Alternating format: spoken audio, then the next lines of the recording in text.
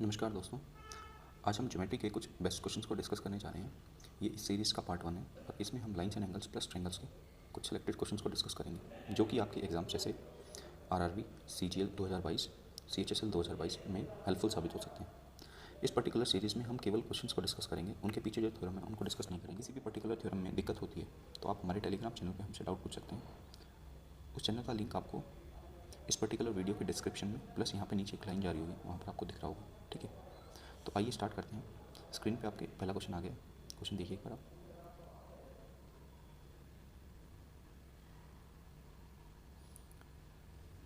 तो हम श्योर आपने क्वेश्चन पढ़ लिया होगा। क्वेश्चन में क्या दिया गया है? क्वेश्चन में ये दिया गया है कि दो पैरेलल लाइन है, एक ऐसे और एक ऐसे। ठीक है जी, ये दो पैरेलल लाइन मैंने बना दी। इनके बीच में मैंने कुछ ऐसी लाइन रोकी है, ऐसे, देन ऐसे और फाइनली ऐसे। ठीक है, ऐसे कुछ मैंने कंस्ट्रक्शन किया है और आपको ये दिया हुआ कि ये जो लाइन है इनके बीच में एंगल दिया हुआ है आपको कि यहाँ जो एंगल है ये है 30 डिग्री। ठीक है जी, सॉरी ये 20 डिग्री है और ये 30 डिग्री है, ये 35 डिग्री है। ठीक है जी, ये थीटा है और ये 4 थीटा। ठीक है जी, तो ये जो एंगल आपको दिए गए हैं, तो इसमें अगर आप देख पा रहे होंगे जो ऑरेंज कलर से एंगल लिखे गए हैं 20, 30 और 35, ये एंगल पीछे की तरफ बन रहे हैं और जो ये 4 थीटा और थीटा ये इनवर्ड एंगल बन रहे हैं अंदर की तरफ। ठीक है, और ये बाहर की तरफ बन रहे हैं ऑरेंज वाले। तो इसमें आपको क्या कर लो कि 2-3 लाइनें मैं इसमें ड्रॉ कर देता हूँ। जैसे कि एक सेकेंड, मैं कलर चेंज कर लेता हूँ जी। तो एक मैं यहाँ कंस्ट्रक्शन करता हूँ ऐसी लाइन की, सिमिलरली यहाँ मैं कंस्ट्रक्शन करता हूँ और यहाँ करता हूँ। ठीक है, और ये तीनों लाइन जो हैं ये पैरेलल होंगी। तो ये तीनों लाइन जो होंगी ये पैरेलल होंगी ऊपर और नीचे वाली लाइन की। ठीक है, और वहाँ से फिर वो मैं अल्टरनेट एंगल वाली थ्योरम यूज़ करके, अल्टरनेट एंगल यूज़ करके कि ये एंगल इसके इक्वल है, वहाँ से मेजर निकाल सकता हूँ। दूसरा तरीका इसका क्या होगा वो मैं आपको बता देता हूँ। वो ये है कि ऐसा फिगर अगर आपको कभी भी दिया जाए तो उसमें आपको एक चीज़ पता होनी चाहिए कि जो बाहर एंगल बनते हैं, जैसा कि मैं अभी बता रहा हूँ आपको, मार्कर से हाईलाइट करता हूँ मैं, ग्रीन मार्कर से जो मैं हाईलाइट कर रहा हूँ, ये वाला एंगल, ये वाला एंगल और ये वाला एंगल, ये बाहर की तरफ बन रहे हैं, आप देख पा रहे होंगे। तो इन एंगल का जो सम होगा वो अंदर में जो येलो वाले एंगल दिख रहे हैं आपको उनके सम के इक्वल होगा। ठीक है जी, ये चीज़ आपको पता होनी चाहिए। तो अगर वो पर्टिकुलर चीज़ अगर हम यहाँ अप्लाई करते हैं तो हमें क्या मिलता है? हमें ये मिलेगा कि बाहर एंगल बन रहे हैं 20 degree plus 30 degree plus 35 degree equal to अंदर एंगल बन रहे हैं theta plus 4 theta equal to 5 theta. तो ये हो गया 85। तो 85 degree equal to 5 theta, theta की वैल्यू होगी 17 डिग्री। तो अगर आप ऑप्शन में देखें तो सी ऑप्शन इसका सही आंसर होगा। ठीक है जी, तो ये हमारा आंसर था इस पर्टिकुलर क्वेश्चन के रिगार्डिंग। तो यहाँ से आपको क्या समझना है कि कभी भी अगर आपको ये फिगर दी जाए तो इसमें जो बाहर एंगल आपको दिए गए हैं उनका सम ऑलवेज इक्वल टू जो अंदर एंगल जितने भी बनेंगे। ठीक है, और इसमें मैं कितनी भी लाइन से बना सकता हूँ। अगर इस पर्टिकुलर क्वेश्चन में मान लो अगर मैं एक और लाइन बना देता हूँ ऐसे, एक सेकेंड, इस पर्टिकुलर क्वेश्चन में अगर मैं आपको ऐसा बोलूँ कि ये एक लाइन, ये दूसरी लाइन, इसके बीच में मैंने ऐसी बहुत सारी लाइनें बना, तो कोई दिक्कत नहीं है। आपको बस ये समझना है कि जो ये एंगल बनेगा, ये एंगल बनेगा, जो ये एंगल बनेगा और ये एंगल बनेगा, तो ऑरेंज वाले सभी एंगलों का सम जो होगा वो अंदर बने येलो एंगलों के सम के बराबर होगा एंगल। ठीक है, अगेन मैं आपको एक चीज़ बता दूं कि यहाँ हम प्रूफ डिस्कस नहीं करेंगे। प्रूफ आप हमें डाउट सेशन के थ्रू टेलीग्राम पर पूछ सकते हैं। ठीक है, तो बढ़ते हैं अपने अगले क्वेश्चन पे। तो अगला क्वेश्चन आप देखिए, आपकी स्क्रीन पे आ रहा होगा। क्वेश्चन में आपसे ये पूछा जा रहा है कि आपको पूरक कोण बताना है 38 डिग्री 48 मिनट और 20 सेकंड का। ठीक है जी, तो इस टाइप के क्वेश्चन कई बार सीरीज में पूछ लिए जाते हैं, इसलिए हमने क्वेश्चन लिया है। तो इसमें आपको कंप्लीट एंगल डिग्री में ना देते हुए मिनट्स और सेकंड में दिया हुआ है। ये जो मिनट्स और सेकंड है ये सॉलिड एंगल को मेजर करने की इकाई होती है। ठीक है जी, तो इस क्वेश्चन को आपको कैसे करना है? तो इस क्वेश्चन में हम ऐसे करेंगे कि आपको एक चीज़ पता होनी चाहिए, क्या कि 1 डिग्री इक्वल टू 60 मिनट। ठीक है, और 1 मिनट इक्वल टू 60 सेकेंड। ठीक है जी, ये जो डबल डैश है ये सेकंड्स को डिनोट करता है और ये सिंगल डैश मिनट को डिनोट करता है। ठीक है, तो अब हम क्या करेंगे, अपनी कैलकुलेशन को ईजी बनाने के लिए जो 90 डिग्री होती है, 90 डिग्री को हम मिनट्स, सेकंड और डिग्री में चेंज करेंगे। ठीक है, ताकि हमारा सवाल इजी हो जाए। और कॉम्प्लीमेंट्री एंगल कैसे फाइंड करते हैं? 90 डिग्री में से गिवन एंगल को माइनस करते हैं तो उसका कॉम्प्लीमेंट्री एंगल आ जाता है। ठीक है, तो इसमें अगर हम करें तो 90 डिग्री को हम कैसे लिख सकते हैं? हम लिखेंगे सबसे पहले 60 सेकेंड। ठीक है, फिर हम लिखेंगे 59 मिनट, फिर एक कम कर देंगे, यहाँ मिलेंगे 89 डिग्री। इसका रीज़न अभी बताता हूँ। 60 मिनट अगर हम देखें, एक सेकेंड पर कलर चेंज कर लेता हूँ। हाँ जी, तो 60 मिनट, सॉरी 60 सेकंड में कितने मिनट होंगे? 1 मिनट, तो वो एक इधर आके ऐड हो जाएगा और ये कितना बन जाएगा? 0 सेकंड। ये बन जाएगा 60 मिनट। 60 मिनट में कितने डिग्री होते हैं? 1 डिग्री, 1 डिग्री यहाँ ऐड हो जाएगा, ये 0। फाइनली हमें क्या मिल जाएगा? 90 डिग्री मिल जाएगा। ठीक है, तो बढ़ते हैं आगे। एक सेकेंड, हाँ जी। तो अब हमें क्या करना है, अब हमें सिंपली ये करना है कि हमें इसमें से जो हमें गिवन एंगल दिया हुआ उसको माइनस करना है। तो 60 में से गिवन एंगल हमें क्या दिया हुआ वो भी लिख लेते हैं, 38 डिग्री 48 सेकेंड 48 मिनट और 20 सेकेंड, ठीक है।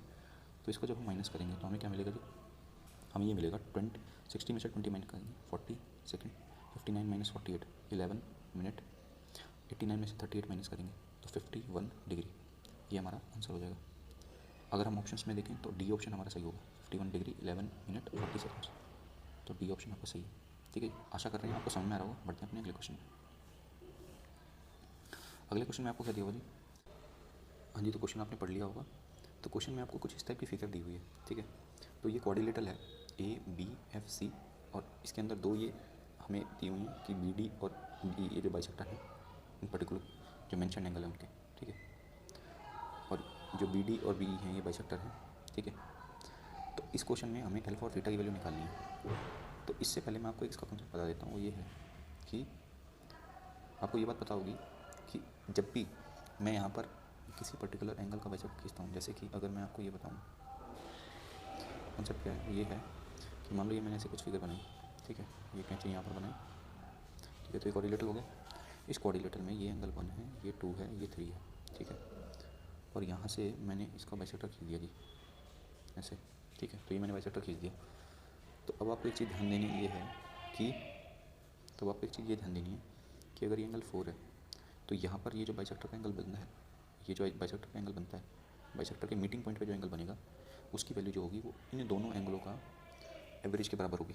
तो एंगल 1 प्लस एंगल 4/2 इसकी वैल्यू होगी, ठीक है जी, बाइसेक्टर पे जो एंगल बनेगा, ठीक है। तो उस चीज़ का हम यूज़ करेंगे इस पर्टिकुलर क्वेश्चन में, ठीक है। ये आता कैसे है वो आप हमें डाउट के थ्रू पूछ सकते हैं टेलीग्राम पे, ठीक है। तो इसमें हम क्या कर रहे हैं, तो पहले आप फोकस करें इस पर्टिकुलर कोऑर्डिनेटर पे, जिसको मैं अभी हाईलाइटर से हाईलाइट कर रहा हूँ, कोऑर्डिनेटर ABEC पे, इस कोऑर्डिनेटर पे फोकस करें आप, ठीक है जी। तो जब आप इस कोऑर्डिनेटर पे फोकस करेंगे तो आपको एक चीज़ मिलेगी कि जो BD है वो तो बाइसेक्टर है किसका, एंगल ABE का। सिमिलरली DC बाइसेक्टर है एंगल ACE का, ठीक है। तो हम यहाँ पर अगर वो थ्योरम यूज़ करें कि भाई अल्फ़ा जो होगा वो इन दोनों के एवरेज के बराबर होगा, तो अल्फ़ा की वैल्यू यहाँ से क्या निकल के आएगी, अल्फ़ा की वैल्यू आएगी 80 + 50, कलर में चेंज कर लेता हूँ एक सेकेंड, हाँ जी। अल्फ़ा की वैल्यू आएगी 80 + 50/2 जो कि होगा 65 डिग्री। तो अल्फ़ा की वैल्यू आ गई 65। अब सिंस अल्फ़ा की वैल्यू 65 आ गई है, अब आप फोकस करें इस पर्टिकुलर कोऑर्डिनेटर पे जिसको मैं मार्क कर रहा हूँ ग्रीन हाईलाइटर से, इस वाले कोऑर्डिनेटर पे, ठीक है जी। तो जब आप इस वाले कोऑर्डिनेटर पे फोकस करेंगे तो आपको एक चीज़ दिखाई देगी, वो ये है कि जो BE है ना, जो एक सेकेंड मैं थोड़ा बड़ा कर देता हूँ इसको, हाँ जी, जो ये BE है ये बाइसेक्टर है एंगल DBF का, ठीक है। सिमिलरली जो EC है वो बाइसेक्टर है एंगल DCF का, ठीक है। तो यहाँ पे मैं वो थ्योरम यूज़ करूँगा, उसको जब मैं यूज़ करूँगा इधर तो मुझे क्या मिलेगा, मुझे ये मिलेगा कि अल्फ़ा प्लस थीटा जो है उसको जब मैं 2 से डिवाइड करूँ तो मुझे 80 डिग्री मिलना चाहिए, की वैल्यू है मेरी 65 डिग्री। 65 में मैं क्या जोड़ूँ और उसको 2 से डिवाइड करूँ कि मुझे 80 मिल जाए। तो यार 65 में अगर मैं, आप एक बार बताएं, 65 इसको आप ऐसे लिख सकते हैं, एक सेकेंड, हाँ जी, 65 + θ/2 = 80 डिग्री, सही बोल रहा हूँ। तो 80 जब उधर जाएगा तो ये कितना हो जाएगा, ये हो जाएगा 160, ठीक है जी, 160 हो जाएगा, हाँ जी। थीटा की वैल्यू आ जाएगी 160 - 65। 160 में से अगर मैं 65 घटाऊंगा तो मुझे क्या मिलेगा, मुझे मिलेगा 95 डिग्री। तो थीटा की वैल्यू आ गई 95 डिग्री, ये आपका आंसर है। तो अल्फ़ा = 65 और थीटा = 95, ये आपका आंसर होगा इस पर्टिकुलर क्वेश्चन के लिए, ठीक है जी। हम श्योर आपको समझ में आएगा। बढ़ते हैं अपने अगले क्वेश्चन पे, ठीक है। तो अगला क्वेश्चन आपको क्या दिया गया है, अगला क्वेश्चन आपको ये दिया गया है कि अगर किसी त्रिभुज के एंगलों का अनुपात 57:85:142 है, तो उस त्रिभुज का आपको टाइप बताना है कि वो किस टाइप का त्रिभुज है, ठीक है। तो इसके लिए मैं आपको एक चीज़ बता दूं कि अगर मैं कोई त्रिभुज लेता हूँ, जैसे मैंने एक त्रिभुज बनाया ऐसे, एक त्रिभुज मैंने बनाया ऐसे, और एक त्रिभुज मैंने बनाया ऐसे ही, ठीक है, 3 त्रिभुज बनाया, ठीक। तो इस त्रिभुज में अगर आप देखें तो ये वाला जो एंगल है ये ऑब्ट्यूस मतलब अधिक कोण, ठीक है। तो ये 90 से बड़ा कोण है, ये 90 के बराबर कोण है, 90 डिग्री का कोण, तो ये हो जाएगा समकोण त्रिभुज, राइट एंगल ट्रायंगल। ये जो तीनों कोण है ये 90 से कम है, तो ये हो जाएगा एक्यूट एंगल ट्रायंगल, लघु कोण त्रिभुज, ठीक है जी, एक्यूट एंगल ट्रायंगल। तो एक्यूट एंगल ट्रायंगल में तीनों एंगलों का जो मेजर होता है वो 90 से छोटा होता है, ऑब्ट्यूस में एक एंगल 90 से बड़ा होता है, समकोण त्रिभुज में एक एंगल 90 होता ही होता है, ठीक है। तो अगर इस पर्टिकुलर ट्रायंगल पे अगर हम फोकस करें तो आप मेरे को एक बात बताइए, जो बाकी दो एंगल होंगे इनका मेजर कितना होगा? तो अगर ये थीटा है तो ये कितना होगा? ये होगा 90 माइनस थीटा, ठीक है जी। मतलब इन दोनों एंगलों का योग बराबर होगा 90 के। तो अगर ये एंगल बी है, ये एंगल ए है, ये एंगल सी है, तो क्या मैं ऐसा बोल सकता हूँ कि एंगल ए जमा एंगल सी का योग एंगल बी के बराबर होगा? तो यहाँ से एक इंपॉर्टेंट रिजल्ट निकल के आता है। अगर आपको क्वेश्चन में कभी भी ये दे कि दो एंगलों का योग तीसरे एंगल के योग के बराबर, तीसरे एंगल के बराबर है, तो आपको तुरंत समझ में आना है कि जो त्रिभुज आपको दिया गया है वो एक समकोण त्रिभुज है, ठीक है जी। तो अब आप चलते हैं, तो अब हम चलते हैं अपने क्वेश्चन पे। क्वेश्चन में आपको दिया गया है 57:85:142, ये हमारा अनुपात है 3 कोणों का, ठीक है, किसी त्रिभुज के। तो अगर आप पहले दो कोणों को जोड़ें तो 5 7 12 13 और 1 14, तो ये 142 निकल के आता है, मतलब ये तीसरे कोण के बराबर है।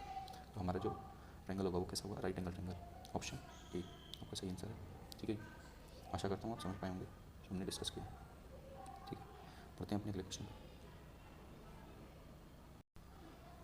तो क्वेश्चन आपको आपकी स्क्रीन पे दिख रहा होगा। क्वेश्चन में क्या दिया हुआ है, पहले हम उसकी फिगर बना लेते हैं। ये दो मेरी ट्रांसवर्सल लाइन होगी, एक रेखा ऐसे दी हुई, एक ऐसे दी हुई, और एक दी हुई है मेरे को कुछ ऐसे, ठीक है। हाँ जी, तो कुछ इस टाइप की फिगर दी हुई है। नेमिंग मैं कर देता हूँ इसकी। ये पी है, ये क्यू है, ये आर है, ये एस है, टी है, ये यू, ठीक है। ये तीनों लाइन पैरेलल है एक दूसरे, ठीक है। एक तो आपको ये चीज़ दी हुई है, दूसरा ये दिया हुआ कि पी क्यू का मेजर जो है वो 29 है और टी यू जो है वो 43 है। इसकी लंबाई आपसे पूछ रहा है। अगर P R ratio R T का अनुपात 6:1 है, ठीक है, ये 6 तो ये 1 यूनिट है, ठीक है। 6:1 आपको दिया गया है पी आर और आर टी का अनुपात। तो आपसे टी यू की लंबाई पूछ रहा है, मतलब आर एस की लंबाई पूछ रहा है। तो इस क्वेश्चन को आप कैसे करेंगे? तो आपको एक चीज़ पता होनी चाहिए कि अगर मैं इन दोनों लाइनों को एक्सटेंड करता हूँ तो ये कहीं ना कहीं मिलने वाली है, क्योंकि ट्रांसवर्सल लाइन की प्रॉपर्टी ये होती है कि उनको एक्सटेंड किया जाए तो वो मिलती है कहीं ना कहीं, ठीक है। तो अगर मैं इन 2-3 ट्रायंगलों में सिमिलरिटी लगाता हूँ तो आप ये रिजल्ट निकाल पाएंगे, जो रिजल्ट मैं आपको भी बताने वाला हूँ। कि कई अब अगर आपको कभी भी पैरेलल लाइन देता है तो इसमें अगर इन दोनों का अनुपात अगर 6:1 है तो ये जो सामने भुजाएं ये भी 6:1 में टूटेंगे, ठीक है। ये आपने पढ़ा भी होगा। जैसे कि अगर मैं एक ट्रायंगल बनाऊँ, ये मेरा एक ट्रायंगल है, ठीक है, ये लाइन इसके पैरेलल है, तो अगर ये 3:1 है तो ये भुजा भी 3:1 में विभाजित होगी, ठीक है। ये चीज़ आपने पढ़ी होगी, तो उसी का हम यहाँ यूज़ कर रहे हैं। तो अब आप मेरे को एक बात बताएं, तो ये 6:1 में टूटेगी। अब अगर मैं आपसे ये पूछूँ कि एक सेकेंड, हाँ कलर लेते हैं, क्या नहीं दूसरा कलर ले लेते हैं, रेड ले लेते हैं, कि इन दोनों के बीच में कितना डिस्टेंस है। तो आप कहेंगे जी इन दोनों के बीच में डिस्टेंस है 43 माइनस 29 कितना, 14 सेंटीमीटर का डिस्टेंस है। तो रेशियो एंड प्रोपोर्शन में आपने सुना होगा कि अगर ये मेरी कोई लाइन है, ठीक है, इसको मुझे ये इसकी लंबाई 14 सेंटीमीटर है और इसको मुझे 6:1 में बांटना है, तो मैं इसको ऐसे बांटूंगा कि 7 यूनिट की वैल्यू 14 है तो 1 यूनिट की वैल्यू आएगी जी 2 सेंटीमीटर। 1 यूनिट की वैल्यू 2 सेंटीमीटर है तो 6 की 12 सेंटीमीटर और ये 2 सेंटीमीटर। तो अब हम आते हैं अपने क्वेश्चन पे। तो अगर मैं बोलूँ कि ये पी क्यू है, ये मेरी है आर एस, और इसके नीचे ये मेरी है टी यू, ठीक है। तो अगर ये मैं बोलूँ कि ये 29 सेंटीमीटर है और ये कितना है जी, ये है 43 सेंटीमीटर, और ये भी हमने निकाला 12 सेंटीमीटर और ये 2 सेंटीमीटर। तो अगर मुझे यहाँ से यहाँ आना है तो मुझे 12 सेंटीमीटर जोड़ने पड़ेंगे, तो 29 में 12 जोड़ेंगे तो 41 सेंटीमीटर आ जाएगा आंसर। तो इसकी लंबाई जो है 41 सेंटीमीटर है, ठीक है। तो इसका जो आंसर जाएगा वो जाएगा ए ऑप्शन। तो ए ऑप्शन इसका सही आंसर है। आशा करता हूँ कि आप समझ पाएंगे। और इस टाइप के क्वेश्चनों में ना कई बार आपसे ये भी पूछ लेता है कि जैसे मान लो अगर मैंने इसमें ये दिया आपको कि अगर मैं ये बोल देता हूँ कि जी इसकी हाइट 3 सेंटीमीटर है, क्यू एस की लेंथ बताओ, तो क्यू एस की लेंथ कैसे बताएंगे भाई, ये 6:1 में टूटेंगे, तो 1 यूनिट की वैल्यू 3 है, तो 6 यूनिट की वैल्यू 6 × 18, तो ये 18 सेंटीमीटर आ जाएगा इसका आंसर, ठीक है। तो ये था हमारा क्वेश्चन। बढ़ते हैं अपने अगले क्वेश्चन पे। हाँ जी, तो अगला क्वेश्चन आपकी स्क्रीन पे आ रहा होगा, तो इसकी फिगर बना लेते हैं एक बार हम। एक ऐसे आपको ट्रायंगल दिया हुआ है, ये ट्रायंगल है, ठीक है। त्रिभुज है ये ABC, ABC, ठीक है जी। इसमें आपको कुछ इस टाइप से नहीं, ऐसे नहीं, आपको दिया हुआ ऐसे और ऐसे, ये दिया हुआ, ठीक है। नेमिंग कर लेते हैं एक बार इनकी और। ये है मेरा पॉइंट D, ये मेरा पॉइंट E और ये तो C है, ठीक है। इसमें आपको ये दिया गया है कि जो कलर लेते हैं दूसरा, येलो लेते हैं। इसमें आपको ये दिया गया है कि जो AD है ना वो DE के बराबर है, ये दोनों बराबर हैं, और DE जो है वो EC के बराबर है, और EC जो है वो BC के बराबर है, ठीक है। ये दिया हुआ है। और आपको दिया गया है कि ECB, ये वाला कोण जो है ये 30 डिग्री का है, ठीक है। और आपसे पूछ रहा है कि एंगल A का मान ज्ञात करें। अगर ये थीटा है तो थीटा की वैल्यू आपको बतानी है, ठीक है। कि भाई देखो, अगर आप त्रिभुज इस पर फोकस करें, जो भी मैं मार्क कर रहा हूँ, ये वाला त्रिभुज, त्रिभुज AED में, तो त्रिभुज AED में अगर आप देखें तो दो भुजाएं इसके बराबर हैं, तो उसके आमने सामने वाले कोण भी बराबर होंगे, ठीक है।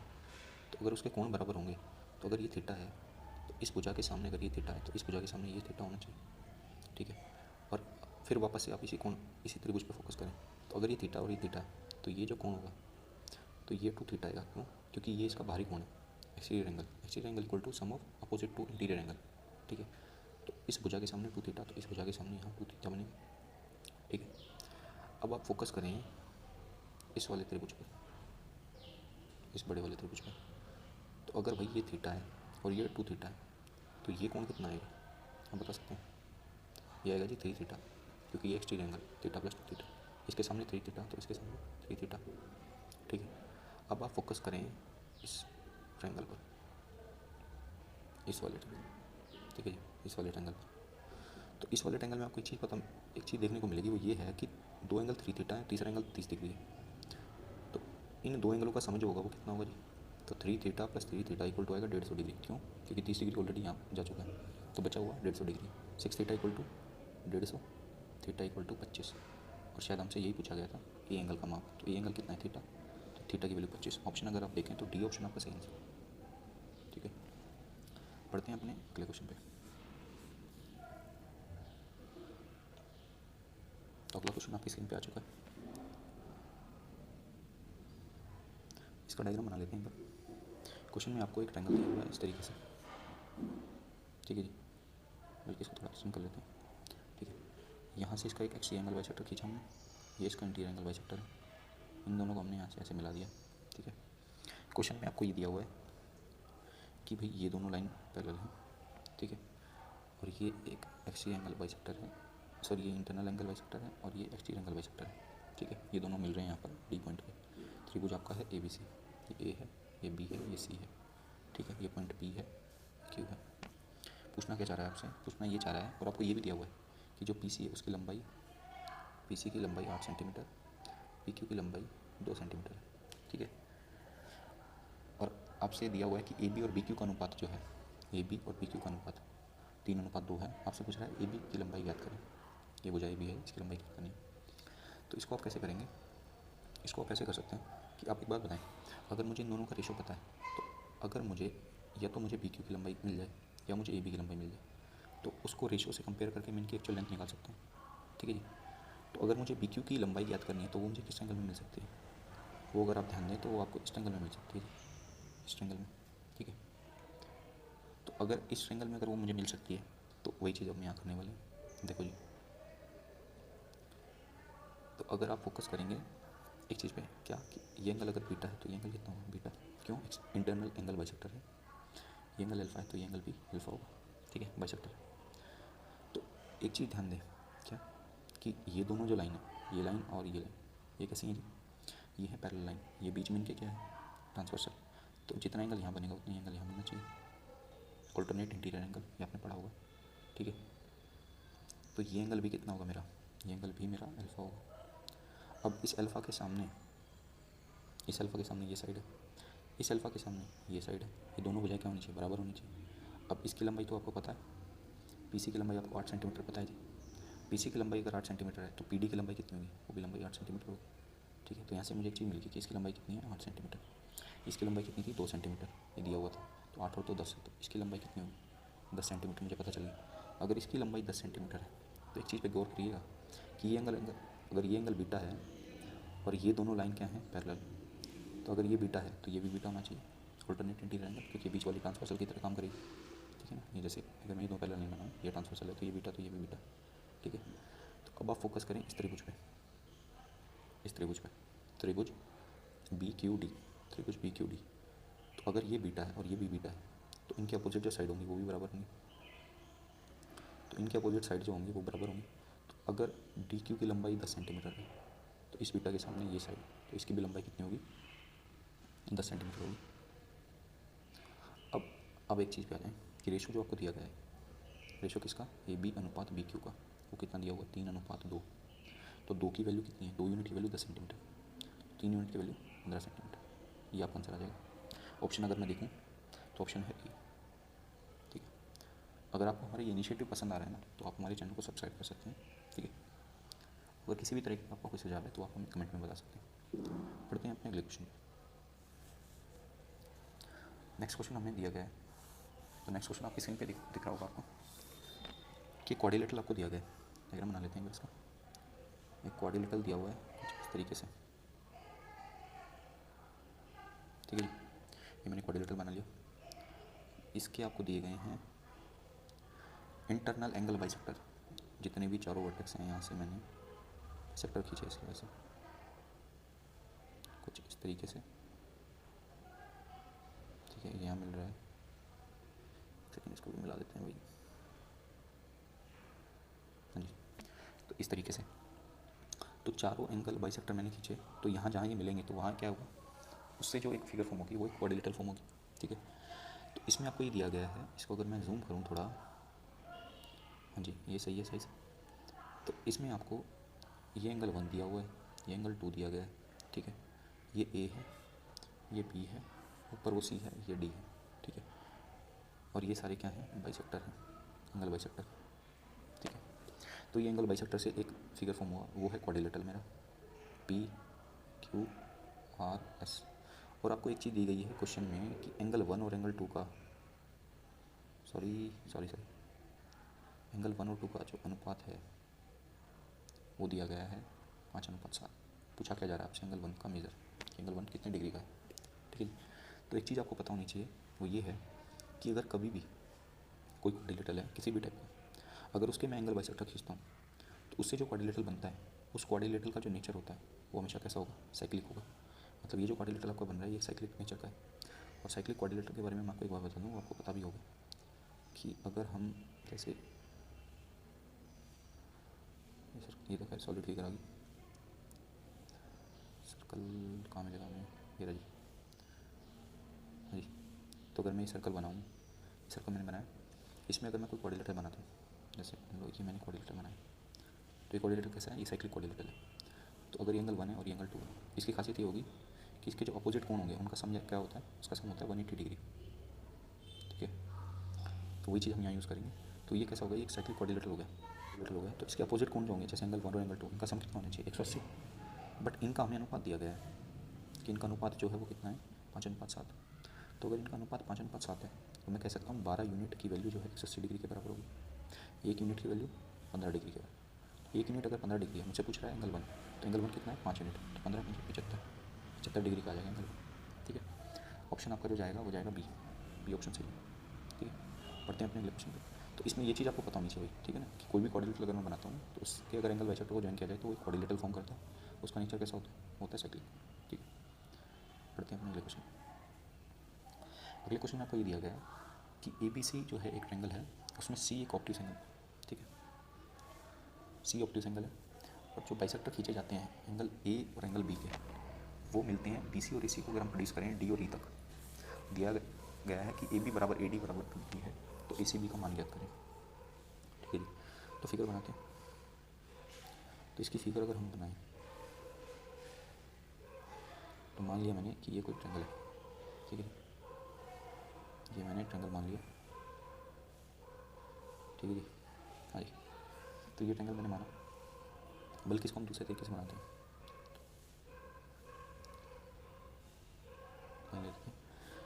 तो मान लिया कि ये मैं ट्रायंगल बना रहा हूँ ऐसे, ये ट्रायंगल मैंने बनाया, ठीक है। इसमें सी एंगल जो है वो दिया हुआ है ऑब्ट्यूज, ठीक है जी, एंगल सी ऑब्ट्यूज है। तो ये ए मान लिया मैंने, ये मान लिया मैंने सी, ये मान लिया मैंने बी, ठीक है। और एंगल ए और एंगल बी के बाइसेक्टर बोल रहा है, ये है ये एंगल बी का, इससे एंगल लिया मैंने, ठीक है। बल्कि थोड़ा नीचे बनाते हैं, एक सेकंड, परफेक्ट जी। तो ये इनके एक्सटीरियर एंगल होंगे, ये वाले और ये वाले। तो इनका जो बाइसेक्टर है ना, आपसे बोल रहा है कि इनका जो बाइसेक्टर है वो मिलता है, जो एंगल ए का बाइसेक्टर है वो मिलता है जब BC को बढ़ाया जाता है आगे। ये जो है ना, ये ऊपर कहीं मिलते हैं जब मैं BC को एक्सटेंड करता हूँ। तो मैंने BC को बढ़ा दिया, ये मैंने इसको बढ़ा दिया, ये हम मिल जाते हैं। तो ये जो पॉइंट है जो BC को मिल रहे हैं वो मिल रहे हैं D पे, तो ये पॉइंट मेरा D हो गया, ठीक है।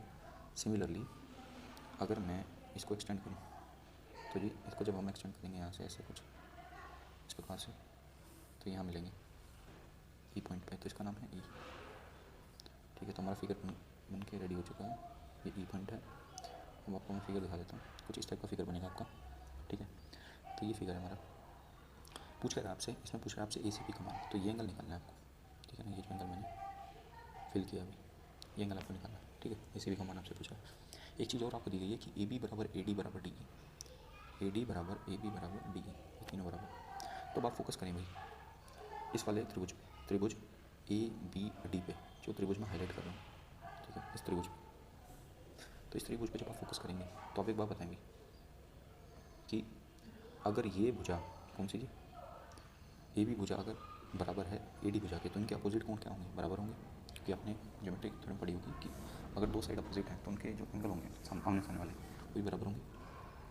तो इसके अपोजिट AD भुजा के अपोजिट एंगल बनेगा, तो ये एंगल अगर मैं थीटा मान लूँ, तो इस भुजा के अपोजिट एंगल ये भी थीटा होगा, ठीक है। अब आप फोकस करें त्रिभुज ABE पर, ठीक है, इस त्रिभुज पर जो मैं मार्क कर रहा हूँ, इस त्रिभुज पर। सिमिलरली इसमें ये दोनों भुजाएं बराबर हैं, तो इनके आमने सामने वाले कोण बराबर हो जाएंगे। तो अगर ये मैं मान लूँ कि ये एंगल अल्फा है, तो इसके सामने वाले AB के सामने वाला एंगल ये वाला अल्फा हो जाएगा, ठीक है। अब आप एक बात बताएं भाई, फोकस करेंगे वापस इस ट्रायंगल पर ABD पर, तो एक चीज़ निकल के आएगी, वो क्या है कि ये वाला जो एंगल है ना, ये एंगल 2 थीटा के बराबर होगा। कैसे भाई, ये एक्सटीरियर एंगल होगा इस पर्टिकुलर एंगल के लिए, तो अपोजिट इंटीरियर एंगल के सम के बराबर होगा, ठीक है। और आपको एक चीज़ और दी गई है कि ये जो AD लाइन है ये बाइसेक्टर एक्सटीरियर एंगल का, तो अगर ये 2 थीटा है तो ये एंगल भी 2 थीटा होगा। सिमिलरली अगर ये एंगल 2 अल्फा है तो ये एंगल भी 2 अल्फा होगा। क्वेश्चन आपका ऑलमोस्ट खत्म हो चुका है। अब आप एक चीज़ देखें कि जो मैं अभी मार्क कर रहा हूँ कि भाई इस स्ट्रेट लाइन पे जो एंगल बनेगा उनका सम कितना होगा, 180 डिग्री लीनियर पेयर। तो मैं भाई बोलूँगा क्या कि 2 theta plus 2 theta plus alpha ये किसके इक्वल होंगे, ये 180 डिग्री के इक्वल होंगे। तो मैं बोल सकता हूँ 4 थीटा प्लस अल्फा जो है वो 180 डिग्री होगा। सिमिलरली यहाँ से मैं बोल सकता हूँ 4 alpha plus theta equal to 180 degree होगा, लीनियर पेयर। अगर मैं इन दोनों को ऐड कर दूँ, ठीक है, इन दोनों को मैं ऐड कर दूँ तो ये आ जाएगा 5 थीटा प्लस 5 अल्फा, 360 के equal, theta plus alpha 72 degree. अब आप त्रिभुज इस पे फोकस करें, त्रिभुज ABC पे। तो जब आप त्रिभुज ABC पे फोकस करेंगे इस त्रिभुज पे, तो आपको एक चीज़ निकल के आएगी कि भाई अगर ये अल्फा और ये थीटा है, तो जो तीसरा एंगल है, अगर मुझे अल्फा थीटा का योग पता चल जाए, तीसरे एंगल को मैं निकाल सकता हूँ 180 में से माइनस करके। वही हम यहाँ करने वाले हैं कि मुझे इन दोनों का योग पता है 72 डिग्री, तो बचा हुआ जो एंगल होगा वो कितना होगा, 180 माइनस 72, 180 में से माइनस करेंगे तो मुझे निकल के आएगा 108 डिग्री। ऑप्शन जो आपका जाएगा वो जाएगा ए, ये ऑप्शन आपका सही आंसर है, ठीक है। पसंद में आएगा जी। बढ़ते हैं अपने अगले क्वेश्चन पे। हाँ जी, तो अगले क्वेश्चन में आपको एक फिगर दी गई है क्वाड्रिलेटरल।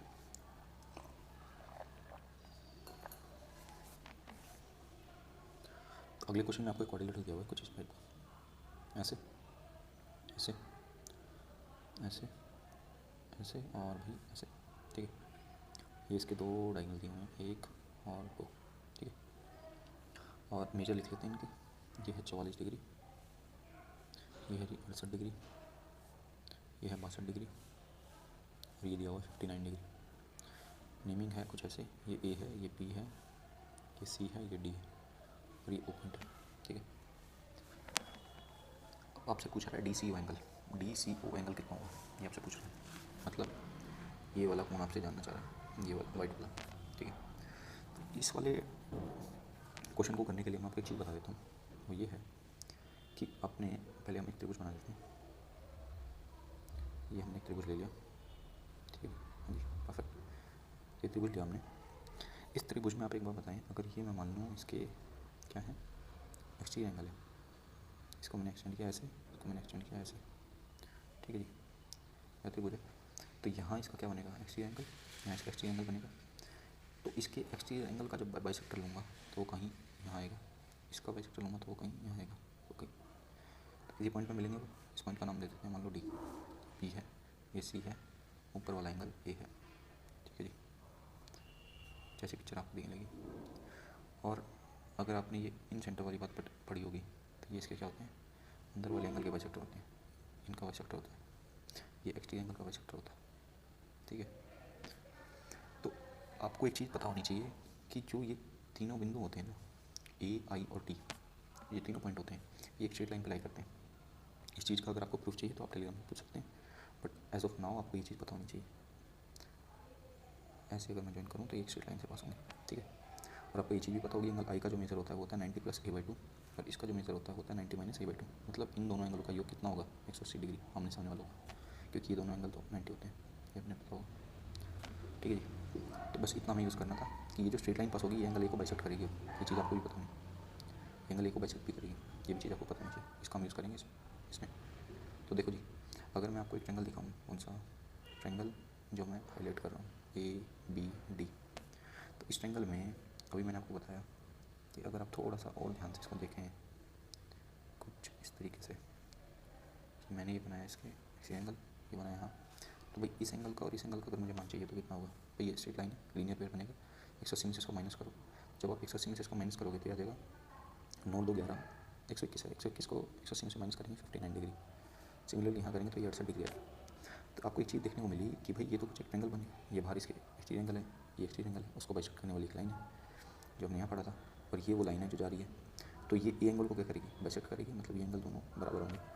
तो अगर ये एंगल मैं बोलूँ, ये एंगल मेरा कितना है 44, ये 62, तो 44 प्लस 62 106, एंगल बचा कितना 74, 74 को जब मैं बाइसेक्ट कर पाऊँगा, 74 को बाइसेक्ट करने के बाद मुझे मिलेगा जी 37 डिग्री और 37 डिग्री, ठीक है। तो ये एंगल मेरा हो गया 37 डिग्री। अब आप इस त्रिभुज पर फोकस करें जो मैं आपको दिखा रहा हूँ, इस वाले त्रिभुज पे। जब आप इस वाले त्रिभुज पर फोकस करेंगे तो आपको एक चीज़ देखने को मिलेगी, वो क्या है, वो ये है कि दो एंगल आपको इसके पता है, तीसरा एंगल आपको इसका निकालना है। तो 44 प्लस 68 कितना हो गया जी, 8 4 12 10, 112, 112 में जब मैं 37 जोड़ूंगा तो 7 और 2 9, 11 और 3 14, 149 डिग्री आ जाएगा। 149 में बचा हुआ एंगल कितना है, 31 डिग्री, ये मेरा आंसर था, ठीक है जी।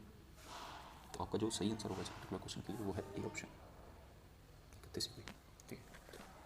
तो ये चीज़ आपको पता होनी चाहिए। तो इस पर्टिकुलर क्वेश्चन से आपको ये चीज़ क्लियर हो जानी चाहिए कि अपोजिट एंगल का सम 180 होता है, आई और डी का, और जो लाइन इनसे पास होती है वो तीनों पॉइंट को टच करती हुई निकलती है और एंगल ए को बाइसेक्ट करती है। बढ़ते हैं अपने अगले क्वेश्चन पे। अगले क्वेश्चन में आपको ये दिया गया है कि कोई ट्रायंगल है, अगर उसके 3 एल्टीट्यूड का रेशो 6:8:10 है तो वो ट्रायंगल का आपको टाइप बताना है, ठीक है जी।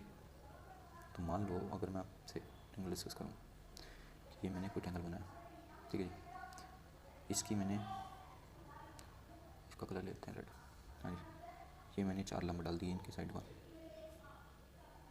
ठीक है जी, मैंने लंब डाल दिए 4, 1 2 3, ठीक है। अगर मैं इनकी नेमिंग कर दूँ तो ये है ABC, तो और ये है DE और F। तो आपको दिया गया है AD अनुपात BE अनुपात CF कितना है जी। पेपर में आपको ऐसे नहीं करना, ये मैं आपको एक्सप्लेन कर रहा हूँ इसलिए मैं ये लिख रहा हूँ, पेपर में रिजल्ट में भी बताऊँगा आपको। ये 6:8:10 है, ठीक है। तो भाई आपको एक चीज़ पता होगी कि जो एक ट्रायंगल होता है उसमें उसके एल्टीट्यूड का जो अनुपात होता है ना वो उसकी भुजाओं के अनुपात के इन्वर्सली प्रोपोर्शनल होता है। तो मतलब अगर मैं आपसे बोलूँ कि एल्टीट्यूड का अनुपात 6:8:10 है तो भुजाओं का अनुपात जो होगा वो होगा 1/6 1/8 1/10। ये रिजल्ट कैसे निकल के आता है, तो इसको आप सिंपली ये देख सकते हैं कि अगर मैं आपसे ये पूछूँ क्या जी कि इस पर्टिकुलर ट्रायंगल का एरिया बताएं आप ABC का, तो आप बोलेंगे जी इसका एरिया आ सकता है हाफ AD इंटू या अपोजिट साइड BC, ठीक है। एक तरीके से वो निकाल सकते हैं कि अगर मैं बेस मान लूँ AC तो हाफ AC गुना PE। एक तरीके से बना सकता है अगर मैं बेस AB मान लूँ हाफ CF गुना AB, ठीक है। अभी इनको कंपेयर करेंगे तो हाफ हाफ कट जाएगा, AD गुना BC इक्वल टू AC गुना BE इक्वल टू CF गुना AD। ये तीनों इक्वल आएंगे और ये इक्वल आएंगे किसी कांस्टेंट के। यहाँ कांस्टेंट का मतलब क्या होता है ये मैं भी बता देता हूँ आपको कि अगर AD बढ़ेगा तो ऑटोमेटिकली BC को कम होना पड़ेगा, क्यों जी, क्योंकि रिजल्ट मुझे चाहिए कांस्टेंट, ठीक है। और इसको आप मैथमेटिकली भी एनालाइज कर सकते हैं, इस चीज़ को भी कराते हैं। अब आप एक बात बताएं, अगर मैं कोई त्रिभुज बनाता हूँ, जैसे कि यहाँ मैं अभी बनाने वाला हूँ, ये जी मैंने त्रिभुज बनाया एक ऐसा, देखो।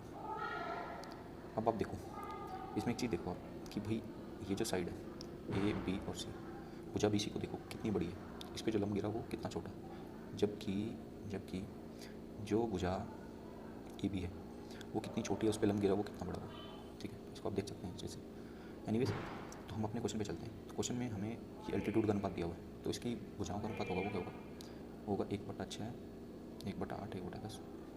तो इसको हम इस रेशो को अगर हम रिड्यूस करना चाहें तो इसको हम ऐसे भी लिख सकते हैं, पहले क्या जी 6, 8, 10 को कैसे लिख सकते हैं, 3, 4, 5 लिख सकते हैं, 3, 4। और भुजाओं का अगर अनुपात चाहिए तो 1, 3, 1, 4 और 1, 5। ठीक है, 3, 4, 5 कैल्सियम 60 से मैं इसको भुजाऊँ, इसको रेशो को गुना कर दूँगा तो आ जाएगा 20:15:12। ठीक है, तो ये मुझे साइड का रेशो मिल गया। और आपने ज्योमेट्री में एक चीज़ पढ़ी होगी, अगर आपको साइड दी जाए और ट्रायंगल का टाइप आपसे पूछे तो आपको बस ये देखना है कि जो लंबी साइड है, सबसे लॉन्गेस्ट साइड है, उसका स्क्वायर जो है, उसका रिलेशन क्या है अपोजिट दो साइड के स्क्वायर के सन से। तो अगर मैं यहाँ देखूँ तो 20 मेरी सबसे बड़ी साइड है, और जो अपोजिट दो साइड है वो है 15 और 12। तो भाई अगर 20 का स्क्वायर मैं देखूँ 15 स्क्वायर प्लस 12 स्क्वायर से, तो ये आएगा 225 प्लस ये आएगा 144, स्क्वायर करेंगे 9, 6, 3, ये है 400, ये तो बड़ा है। अगर ये बड़ा होता है तो ये जो ट्रायंगल बनेगा ये बनेगा ऑब्ट्यूज, अगर ये कम होता तो ये बनता है क्यूब, अगर ये बराबर होता तो ये बनता है राइट। ठीक है जी, समकोण त्रिभुज। तो हमारा जो आंसर जाएगा इसमें वो जाएगा जी बी ऑप्शन। ठीक है, बढ़ते हैं अपने अगले क्वेश्चन पे। तो इस चीज़ से आपको ये समझना था पर्टिकुलर क्वेश्चन से कि भाई जो एल्टीट्यूड का अनुपात होता है वो भुजाओं के अनुपात के उल्टा होता है, मोस्टली पूछना होता है। ठीक है, चलते हैं अपने अगले क्वेश्चन पे। अगले क्वेश्चन में क्या दिया गया है, अगले क्वेश्चन में दिया गया है, अगले क्वेश्चन में आपको एक क्वाड्रिलेटरल दिया हुआ है, तो क्वाड्रिलेटरल बना लेते हैं भाई। हाँ जी, क्वाड्रिलेटरल बना लेते हैं कुछ ऐसे। परफेक्ट, ये पी है, ये क्यू है, ये आर है, ये ऐसे। ठीक है, पी का और क्वाड्रिलेटरल दिया हुआ है, इसमें चारों भुजाएं आपको दी गई हैं।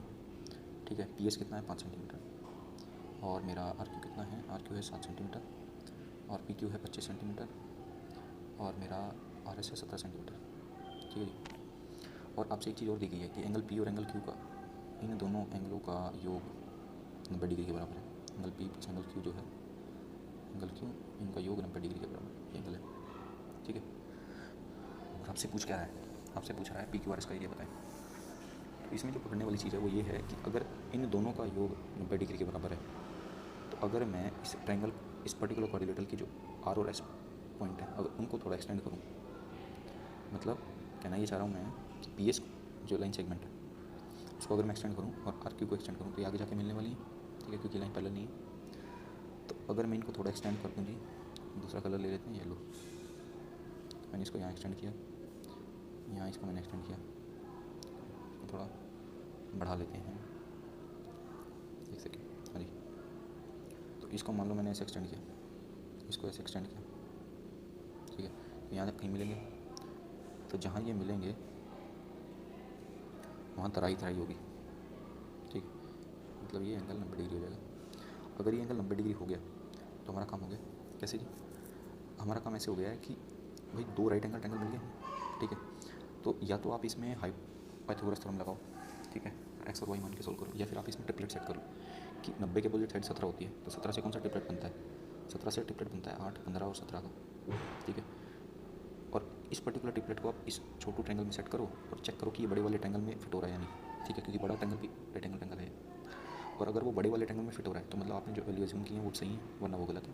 ठीक है, तो आइए करते हैं। तो अगर ये साइड में 8 मान लो, ये साइड में 8 मान लो और ये 15 मान लो, तो भाई 8, 15, 17 ये तो सेट हो गए, बट बड़े वाले ट्रायंगल में चेक करते हैं। 8, 5, 13, 15 और 7, 22, अपोजिट साइड है 25, तो 25 के साथ जो फिट बैठता है ट्रिपलेट होता है 15, 20 और 25 का। ठीक है, तो ये तो नहीं होगा, तो इसको उल्टा करके चेक करते हैं। अगर ये 15 मान लो, ये 8 मान लो, तो 15, 5, 20, 8 और 7, 15 और 25, तो ये बिल्कुल सही है। 15, 20, 25, ये 3 और 4, ये 3, 4 और 5 जो बेसिक ट्रिपलेट होते हैं उनके फिफ्थ मल्टीपल वाला पार्ट है 15, 20 और 25। तो ये सेट हो गया हमारा, ये हमारा सेट हो गया, तो काम हो गया हमारा। ठीक है, काम ऐसे हो गया कि छोटू ट्रायंगल का एरिया क्या होगा, ये जो छोटा ट्रायंगल यहाँ बना है इसका एरिया होगा जी 15 को 8 से गुना करो, उसको हाफ से मल्टीप्लाई कर दो, 15, 120 करो, तो इसका एरिया आएगा 60। बड़े वाले ट्रायंगल का ये कितना है, ये है 20 और ये कितना है 15, 15 इंटू 20 300 का आधा 150, 150 आएगा बड़े वाले का, 150 में से 60 माइनस करेंगे उसका आएगा 90। ये हमारा आंसर था, ठीक है जी। तो इसमें ऑप्शन जो है आपका हो जाएगा डी, डी ऑप्शन सही आंसर है। तो इसमें जो ऑप्शन आपका जाएगा वो जाएगा डी, डी ऑप्शन सही आंसर है। बढ़ते हैं अपने अगले क्वेश्चन पे। तो इसमें पकड़ने वाली चीज़ वो ये थी कि ये दोनों एंगल आपको कितने दिए हुए 90 डिग्री, इनका सम 90 दिया हुआ, ठीक है ना। तो अगले क्वेश्चन पे चलते हैं।